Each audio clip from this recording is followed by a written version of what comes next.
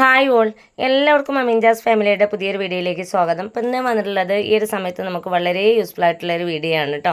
പ്രത്യേകിച്ചും വീട്ടമ്മമാർക്ക് ഗ്യാസിനൊക്കെ ക്ഷാമം നേരിട്ടതുകൊണ്ടും റേറ്റൊക്കെ കൂടിയതുകൊണ്ടും അതുപോലെ തന്നെ വിറകടുപ്പൊക്കെ കത്താത്ത കാരണത്താൽ വിറകടുപ്പിൽ കുക്ക് ചെയ്യാൻ മടിക്കുന്ന വീട്ടമ്മമാർക്കും വളരെ എളുപ്പത്തിൽ ചെയ്തെടുക്കാൻ പറ്റുന്ന ഒരു കിടിലൻ അടുപ്പിൻ്റെ വീഡിയോ ആയിട്ടാണ് വന്നിട്ടുള്ളത്.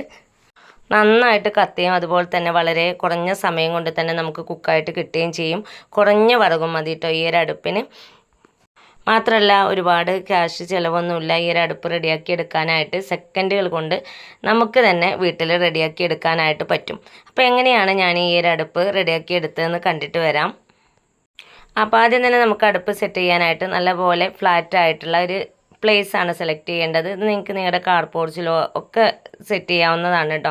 അപ്പോൾ ഞാനത് മുറ്റത്ത് ഒരു ഭാഗത്ത് ഇതേപോലെ ഫ്ലാറ്റ് ആയിട്ടുള്ള ഒരു ഭാഗം എടുത്തതിന് ശേഷം അതിൽ ചെറുതായിട്ടൊരു കുഴി ഒഴിച്ചു കൊടുക്കുന്നുണ്ട്. അപ്പോൾ നമ്മൾ ഇതേപോലെ കുഴി ഒഴിച്ചു കൊടുക്കുന്ന വിറക് നല്ലപോലെ കത്താനും അതുപോലെ തന്നെ ആ ഒരു ചാരം ഈ ഒരു കുഴിയിലേക്ക് വീഴാനും വേണ്ടിയിട്ടാണ് കേട്ടോ. ഒരുപാട് ആഴമൊന്നും വേണ്ട. നമ്മൾ നെറ്റ് വെച്ചിട്ടാണ് ഈ ഒരു അടുപ്പ് റെഡിയാക്കി എടുക്കുന്നതുകൊണ്ട് തന്നെ ആ ഒരു ചാരം ഈ ഒരു കുഴിയിലേക്ക് വീഴാനായിട്ടാണ് ഈ ഒരു കുഞ്ഞ് കുഴി റെഡിയാക്കി എടുത്തിട്ടുള്ളത്. അതിനുശേഷം ഞാൻ അതിൻ്റെ ചുറ്റുള്ള ഭാഗവും ഒന്ന് നിരപ്പാക്കി കൊടുത്തിട്ടുണ്ട്. ഏറ്റക്കുറച്ചിലുള്ള ഭാഗത്തൊക്കെ മണ്ണ് വെച്ചിട്ടൊന്ന് അഡ്ജസ്റ്റ് ചെയ്ത് കൊടുത്തിട്ടുണ്ട് കേട്ടോ. ഇനി ഒരു അടുപ്പ് സെറ്റ് ചെയ്യാനായിട്ട് നമുക്ക് ആവശ്യമുള്ളത് ഇഷ്ടികകളാണ്. സാധാരണയായിട്ട് അടുപ്പൊക്കെ ഉണ്ടാക്കണമെങ്കിൽ അടുപ്പുണ്ടാക്കി പരിചയമുള്ള ആളുകൾക്ക് മാത്രമേ പറ്റാറുള്ളൂ. എന്നാൽ ഈ ഒരു അടുപ്പ് ആർക്കും പെട്ടെന്ന് സെറ്റ് ചെയ്യാവുന്നതാണ്. ഒത്തിരി ക്യാഷ് ചിലവോ കാര്യങ്ങളോ ഒന്നുമില്ല. കുറച്ച് ഇഷ്ടികകൾ ഉണ്ടെങ്കിൽ പെട്ടെന്ന് നമുക്ക് സെറ്റ് ചെയ്യാം കേട്ടോ. അപ്പോൾ ഞാൻ 2 ഫുൾ കട്ട ഇഷ്ടികയാണ് എടുത്തിട്ടുള്ളത്. എന്നിട്ട് ആ ഒരു കുഴിയുടെ സൈഡിൽ ഇതേപോലെ ഒന്ന് വെച്ച് കൊടുത്തിട്ടുണ്ട് കേട്ടോ. അതിൻ്റെ മറുഭാഗത്തായിട്ട് ഒരു പൊട്ടി ഇഷ്ടിക വെച്ച് കൊടുത്തിട്ടുണ്ട്. നേരെ ഓപ്പോസിറ്റ് ഇതേപോലെ ഒരു ഫുൾ കട്ട കൂടി വെച്ച് കൊടുത്തിട്ടുണ്ട്. വീഡിയോയിൽ കാണുമ്പോൾ നിങ്ങൾക്ക് വളരെ വ്യക്തമായിട്ട് മനസ്സിലാവുന്നുണ്ടാവും. അപ്പോൾ അതാ ഒരു ലെയർ ഇഷ്ടിക വെച്ച് കൊടുത്തതിന് ശേഷം ഞാൻ അതിൻ്റെ മുകളിലായിട്ട് വെച്ച് കൊടുക്കുന്നത് ഈ ഒരു നെറ്റാണ് കേട്ടോ. ഈ ഒരു നെറ്റിലാണ് നമ്മൾ വിറക് വെച്ച് കൊടുക്കേണ്ടത്. നെറ്റ് വെച്ചതിന് ശേഷം അതിന് മുകളിലായിട്ട് ഞാൻ കട്ട വെക്കുന്നുണ്ട്. കട്ട വെക്കുമ്പോൾ ശ്രദ്ധിക്കേണ്ട ഒരു കാര്യം, പൊട്ടിഷ്ടിക വെച്ച ഭാഗത്ത് പിന്നെ നമ്മൾ വെച്ച് കൊടുക്കേണ്ടത് ഫുൾ കട്ടയാണ് കേട്ടോ. വീഡിയോ നിങ്ങൾക്ക് ഒന്നുകൂടെ കാണുമ്പോൾ മനസ്സിലാവുന്നുണ്ടാവും. എന്നിട്ട് ആ ഒരു കട്ടയുടെ ഇപ്പുറം ഞാനൊരു പൊട്ടിഷ്ടിക വെച്ച് കൊടുക്കുന്നുണ്ട്. വീണ്ടും ഓപ്പോസിറ്റ് ഒരു ഫുൾ കട്ട വെച്ച് കൊടുത്തിട്ടുണ്ട്. ഇപ്പോൾ അതാ നെറ്റിന് മുകളിലായിട്ട് ഒരു ലെയർ ഇഷ്ടിക കംപ്ലീറ്റ് ചെയ്തെടുത്തിട്ടുണ്ട്. ഇതേപോലെ സെറ്റ് ചെയ്തതിന് ശേഷം നമ്മൾ ഗ്യാസ് സ്റ്റൗവിൻ്റെ മുകളിലുള്ള ഈ ഒരു ഭാഗം ഉണ്ടല്ലോ, ഇതൊന്ന് വെച്ച് നോക്കുക. അപ്പോൾ നമുക്ക് ഇതേപോലെ കറക്റ്റായിട്ട് കിട്ടണം കേട്ടോ.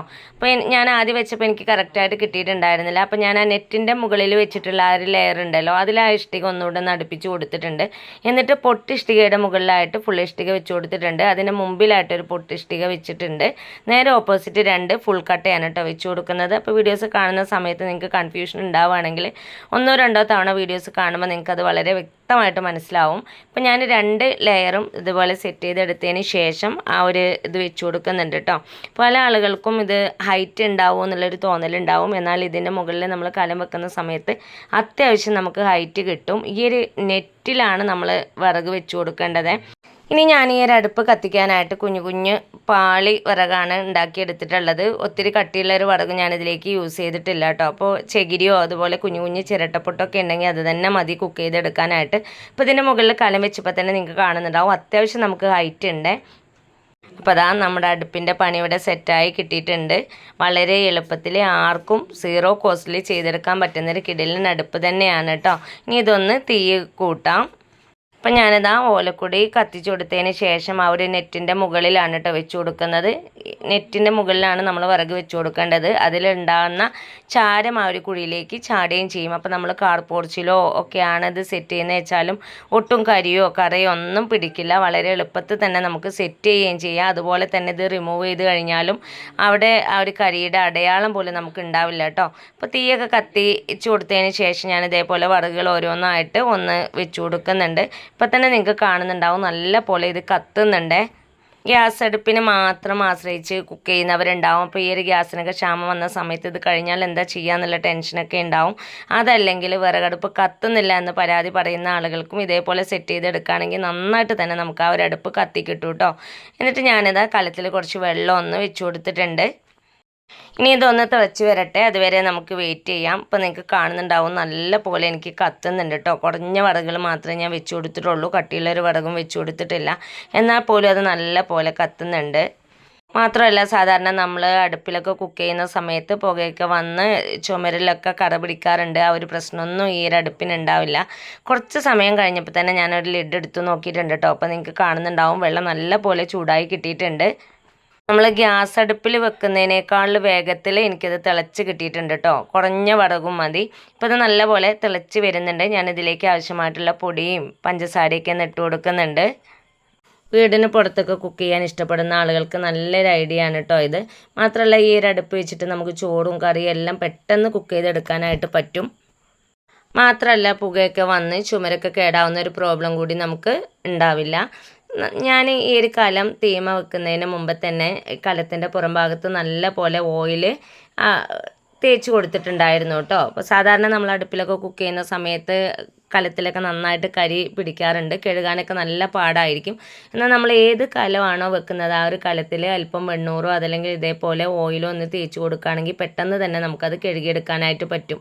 എത്ര കറയുണ്ടെങ്കിലും കരിയുണ്ടെങ്കിലും പെട്ടെന്ന് സ്ട്രെസ് ചെയ്യാതെ നമുക്കത് ക്ലീനാക്കി എടുക്കാനായിട്ട് പറ്റും കേട്ടോ. അപ്പോൾ അതാ ചായ തിളച്ച് വന്നിട്ടുണ്ട്. ഞാൻ കലം ഒന്ന് മാറ്റി വെക്കുന്നുണ്ട്. അപ്പോൾ അതാ കലമൊക്കെ മാറ്റി വെച്ചിട്ടുണ്ട്. നിങ്ങൾക്ക് കാണുന്നുണ്ടാവും നമ്മൾ വെച്ചിട്ടുണ്ടായിരുന്ന വിറക് അതിൽ ബാലൻസ് ആണ്.